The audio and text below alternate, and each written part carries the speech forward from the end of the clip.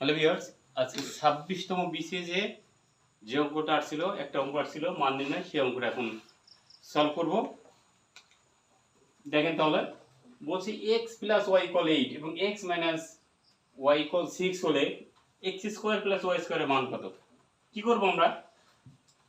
x সমান কি লিখবো? 8 এর থেকে 6 বিয়োগ করব, তাহলে কি হবে দেখি আর বলি। x এর মান x সমান কি লিখবো? 8 আর 6 কত? 8 যোগ 6 বাই 2 কত হয়? 14 বাই 2 সমান কত হবে? 7। অর্থাৎ x এর মান যখন বের করব, এটা কি করব? যোগ করব। তাহলে এই 8 আর 6 14, 14 এর 2 দিয়ে ভাগ করলে 7। এবার y সমান কি লিখবো?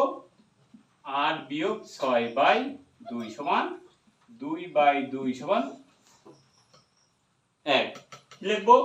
এইটার থেকে এটা বিয়োগ করলে x এর মান, আর এটাতে এইটার থেকে এটা যোগ করে 2 দিয়ে ভাগ করব x এর মান, আর এইটার থেকে এটা বিয়োগ করে 2 দিয়ে ভাগ করব y এর মান। তাহলে x এর মান আর y এর মান পেয়ে গেলাম। তাহলে এখানে আমরা x এর মান আর y এর মানটা বসিয়ে দেব। কি করব? x square plus y square equal x এর মান কত? 7 স্কয়ার প্লাস y এর মান কত? 1 স্কয়ার।